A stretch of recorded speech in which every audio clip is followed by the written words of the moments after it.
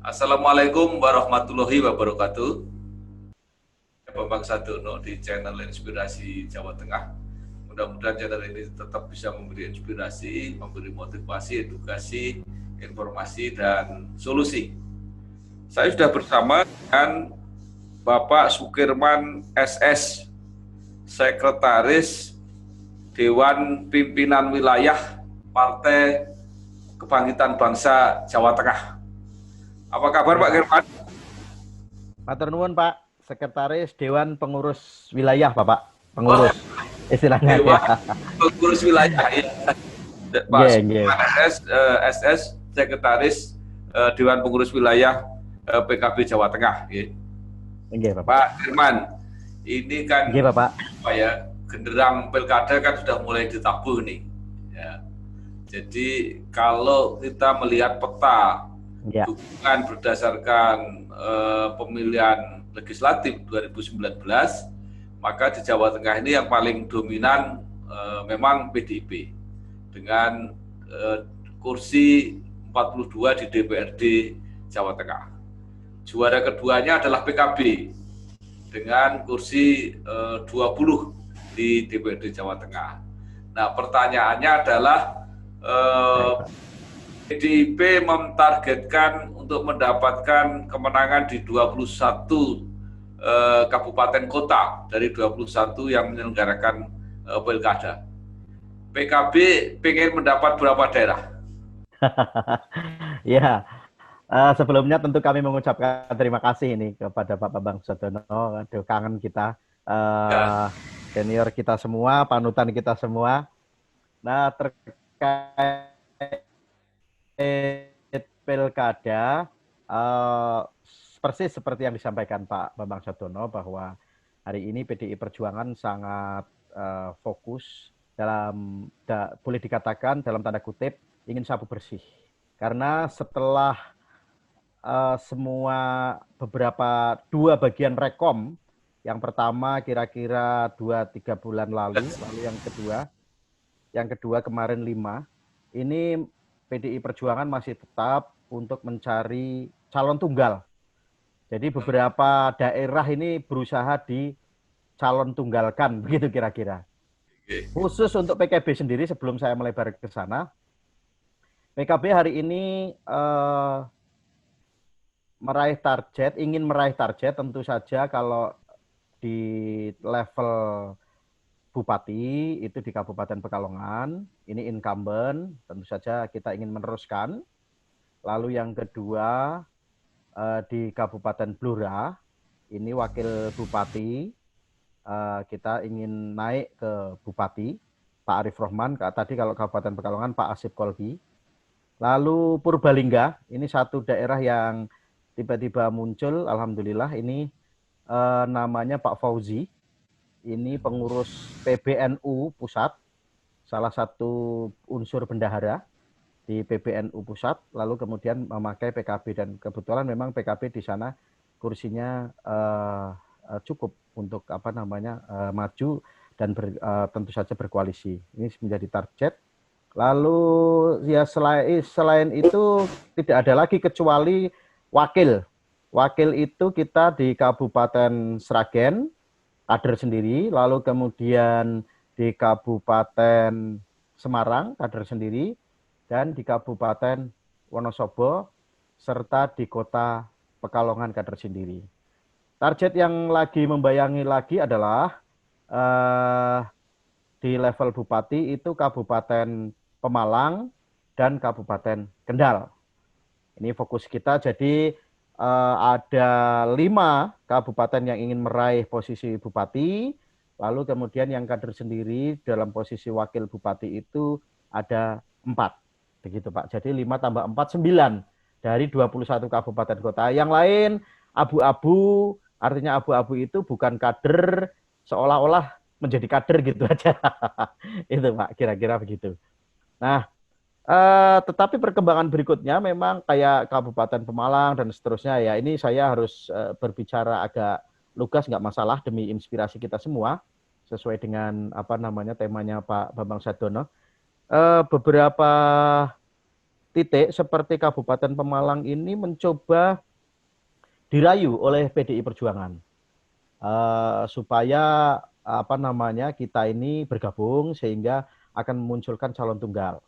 Lalu kemudian di Wonogiri, meskipun kita itu hanya di sana koalisi, tetapi juga mencoba diambil untuk supaya bergabung, begitu, sehingga akan menimbulkan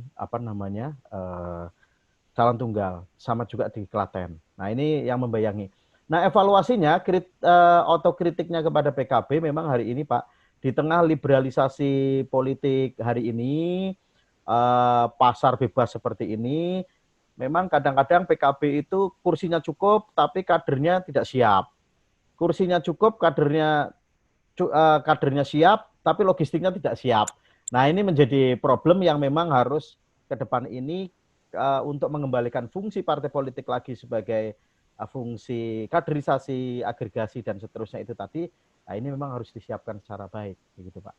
Bagus sekali Pak Sukirman yang mengatakan suara cukup, kader ada, tapi logistik nggak ada. Ya. Seberapa penting ya? Kalau saya lihat misalnya karisma pendukung PKB, terutama para kiai, itu nggak cukup untuk menjadi vote getter, pengumpul suara gitu. Ya hari ini tetap di tengah liberalisasi sekali lagi, kita sadari bersama lah ya betapa hari ini politik elektoral ini sangat luar biasa liberal, sangat transaksional, itu sangat jelas sekali, tingkatan bawah itu juga sangat luar biasa. Nah pergeserannya itu Pak Bambang yang sudah sangat berpengalaman itu saya yakin sangat merasakan dari mulai sebelum reformasi sampai sekarang ini sangat liberal sekali. Sehingga modal dasar sosial seperti yang kita miliki, basis Nahdien, lalu kemudian para kiai, dan seterusnya, ini hanya modal dasar yang tetap harus ada operasional politik yang besar, Pak. Logistik yang besar, operasional politik yang besar, biaya politik yang besar. Itu kalau kita boleh berbicara soal money politik, ya memang tidak dimungkiri akhirnya pilkada itu pasti akan terjebak ke sana. Meskipun pelaku-pelaku politik ini berusaha untuk mencegah segala sesuatu itu agar tidak terjadi money politik, tapi fakta di lapangan itu sudah hitung-hitungan realnya begitu. Bahkan hari ini pun ada satu titik maju, nggak tahu maju atau kemunduran, lembaga-lembaga survei yang biasanya mendorong demokratisasi secara bersih, sehat, di titik tertentu apabila menjadi konsultan, itu ada satu rekomendasinya yang memang mengharuskan titik tertentu itu kita penyelesaian air dalam tanda kutip, itu money politik itu Pak. Begitu. Kalau boleh katakan Jawa Tengahnya itu ya ora obos itulah kira-kira itu yang masih sangat melekat di masyarakat kita. Selama sistem politiknya masih begini, memang itu mungkin belum bisa dihilangi, Pak. Mengerikan sekali ya situasinya kalau. Iya, gitu. Pak, situasinya. Pak Herman, kita bicara yang agak aja, yang bisa kita bicarakan. Kalau itu, okay. Saya melihat peta sementara ini seperti antara PDIP dan PKB ini kayak peta umpet gitu. Artinya di satu saat ketemu, di satu saat enggak gitu ya. Jadi enggak ada kompromi yang agak bisa dilihat polanya. Kita lihat misalnya di Pekalongan. Kelihatannya nanti kan akan berlawanan itu antara Kabupaten Pekalongan ya. Iya. Di Blora aneh. Kader PKB justru didukung PDIP. Iya kan? Ya. Jadi, agak beda-beda itu. Nanti di Kota Pekalongan juga kelihatannya beda. Kemudian tadi dikatakan Pemalang berarti maju sendiri, artinya akan berkuat. Wonogiri juga begitu. Kemudian kalau di Kabupaten Semarang bergabung, Sragen bergabung, Wonosobo bergabung. Ya, pakai itu. Jadi gimana itu perundingannya? Apakah memang di mana bisa bergabung, di mana enggak ya sudah, beda-beda gitu. Gimana Pak German? Iya, iya memang tidak ada rumusan baku baik di tingkat pusat, di tingkat wilayah maupun kita dalam kerangka untuk memberikan instruksi kepada DPC terkait pilkada ini sangat tergantung pada kearifan lokal. Jadi tidak ada instruksi yang baku, tidak ada rumusan yang baku bahwa PKB dan PDI misalnya di Jawa Tengah harus bersatu, lalu kemudian PDI dan PKB harus berlawanan, misalnya itu tidak ada sama sekali. Jadi tergantung situasi lokal. Nah, situasi lokal ini pun masih dipengaruhi oleh tarik-menarik di level pusat. Umpamanya seperti di Wonosobo. Di Wonosobo ini ternyata memang menjadi concern dari PDI pusat. Boleh dikatakan ini menjadi, kalau mohon maaf Pak Bambang Pacul bicara itu, ini menjadi ring 1 atau level 1 yang memang untuk dimenangkan. Maka kemudian terus itu digali, terus dikaji, lalu kemudian diarahkan agar bergabung dengan PKB. Meskipun memang masih ada dinamika di internal PKB sendiri begitu. Terkait dengan apakah PKB dengan PDI atau tidak. Memang intinya kearifan lokal itu tadi Pak, di mana titik tertentu ada yang warga Nahdliyin itu juga sangat fanatik dengan PDI di daerah tertentu. Kalau di Wonosobo ini agak setengah abu-abu gitu, karena mereka kepingin maju sendiri. Kalau di Kabupaten Pekalongan senang dengan PDI. Kemarin bahkan mau dirintis dengan PDI, tapi kemudian itu tadi ada kepentingan pusat yang tiba-tiba meluncur dari atas ke bawah, maka kemudian koalisi yang dibangun antara PKB dan PDI di Kabupaten Pekalongan juga menjadi berubah begitu arahnya. Nah, di titik tertentu ada kayak di Sragen ini sebenarnya antara bupati sekarang dan wakil bupati sekarang itu sangat mesra. Tidak ada celah apapun keretakan mereka berdua atau perbedaan apapun mereka berdua ini. Dan sampai menjelang diumumkannya rekomendasi dari PDI dan PKB, itu Bu Yuni masih menyampaikan bahwa wakil yang hari ini ada itu sangat harmonis, tidak ada persoalan apa-apa. Tetapi karena ada perintah dari pusat bahwa di Sragen harus dengan PKB, maka kemudian kader PKB Bu Yuni itu dengan PKB itu. Nah, mungkin ada faktor-faktor yang memang ditimbang, kayak di Sragen mungkin karena daerah ideologinya bercampur-campur semacam itu. Di sana juga macam-macam lah ya, kalau boleh dikatakan aspirasinya macam-macam ideologi.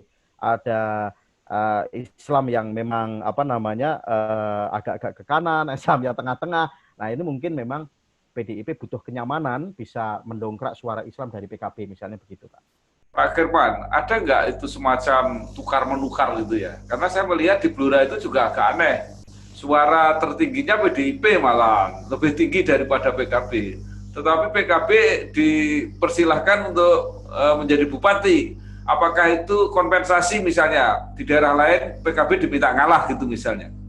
Ya, sebenarnya tidak juga. Sekali lagi tidak ada rumusan yang baku.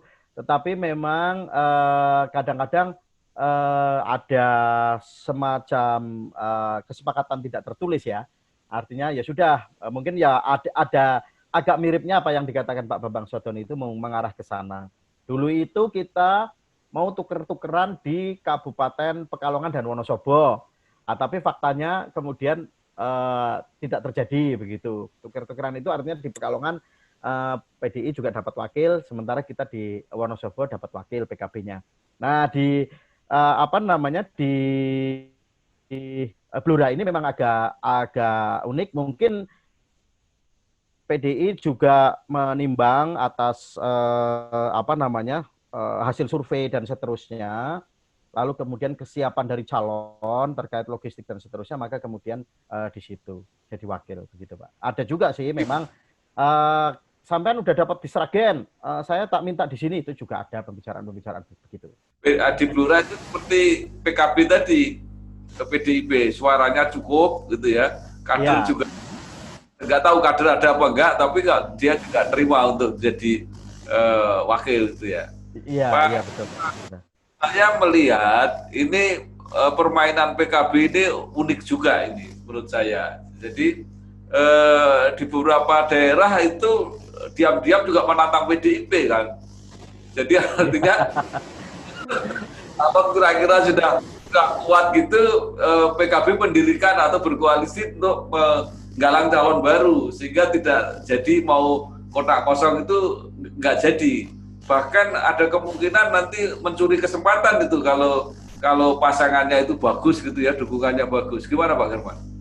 Iya, ya boleh dikatakan begitu Pak, karena memang apapun ya kita ingin menjadi partai penyeimbang ya. Meskipun memang kalau dikatakan hari ini itu masih selisihnya masih jauh, karena kita pemenang kedua, kalau di Jawa Tengah kursinya juga masih 20, sementara PDIP 42. Tetapi di beberapa titik tertentu memang kita ini jika sekali lagi ada yang kader yang siap, lalu kemudian logistiknya siap, memang kita menantang PDI Perjuangan itu bukan mustahil begitu. Karena satu, kita mempunyai basis yang jelas, Nahdien, lalu kemudian kiai-kiai, struktur PKB juga hari ini insya Allah sehat. Nah, tinggal memang kesiapan calon, mental, lalu kemudian sedikit ada logistik, itu kita berani menantang, begitu Pak.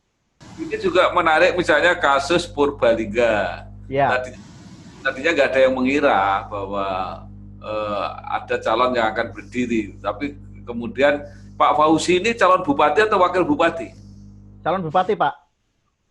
Itu yang katanya keponakannya Pak Ganjar itu? Betul sekali. Jadi itu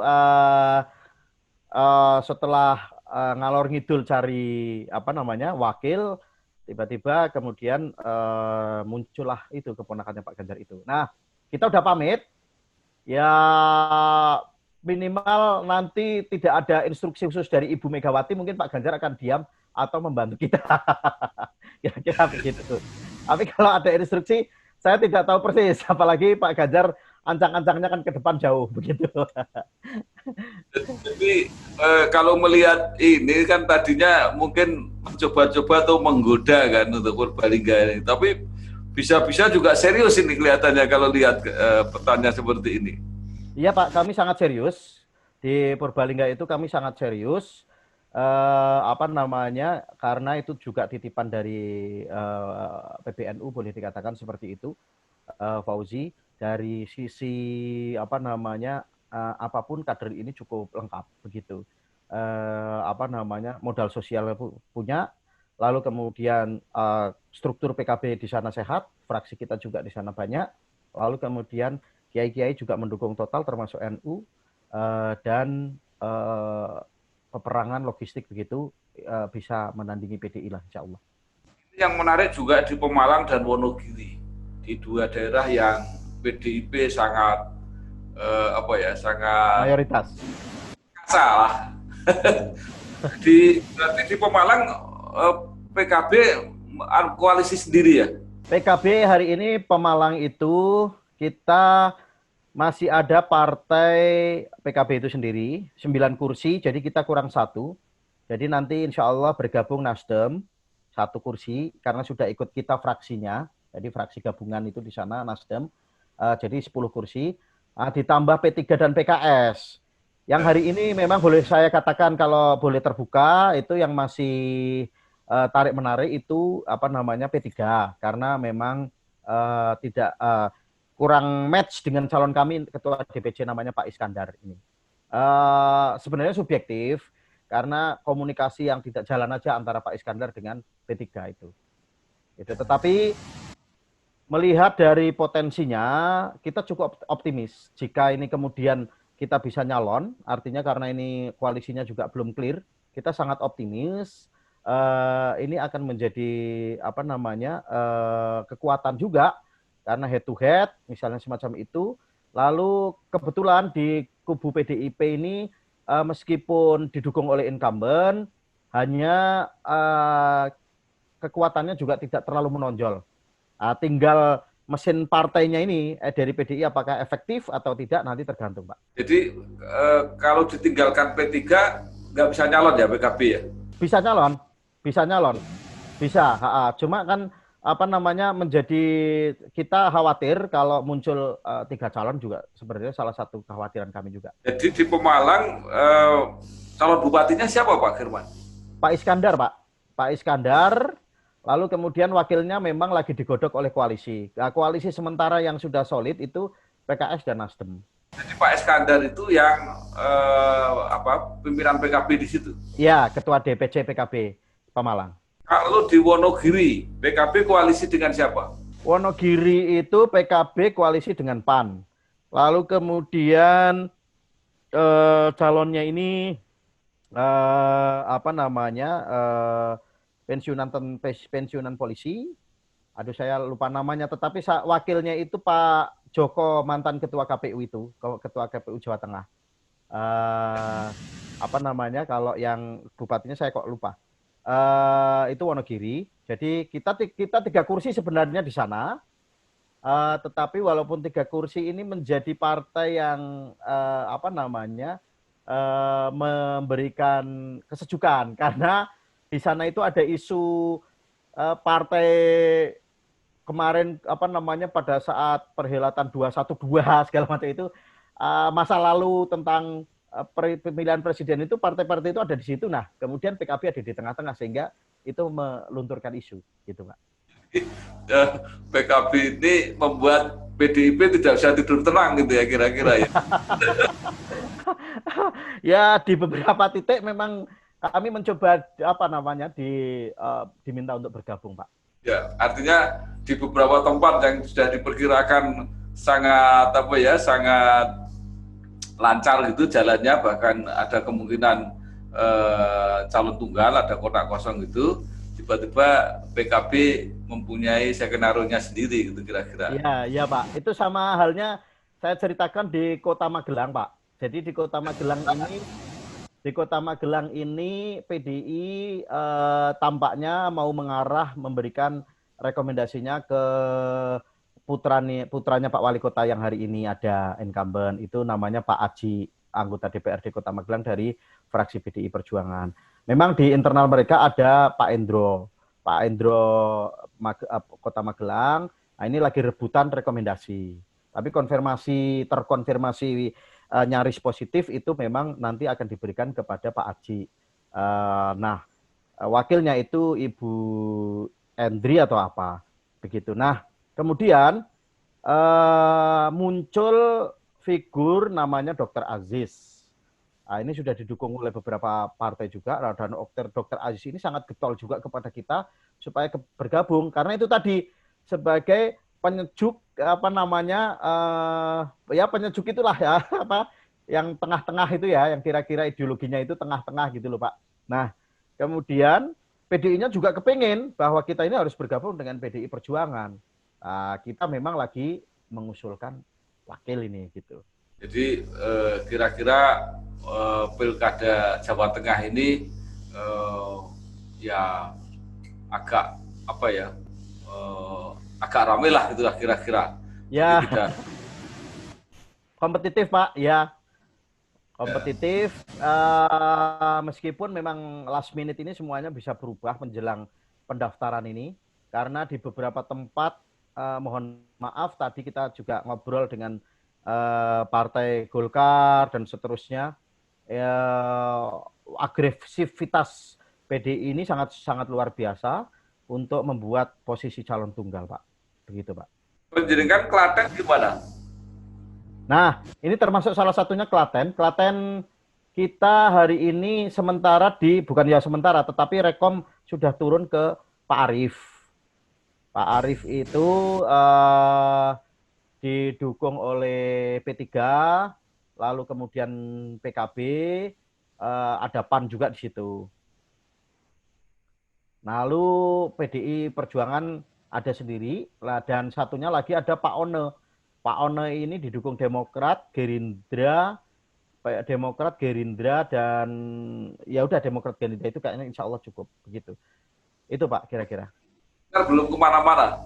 Golkar belum kemana-mana, tapi belakangan katanya mau bergabung juga dengan PDI Perjuangan, Pak. Oh gitu. Okay. Iya, gitu. Jadi kan kalau Rembang gimana, Rembang?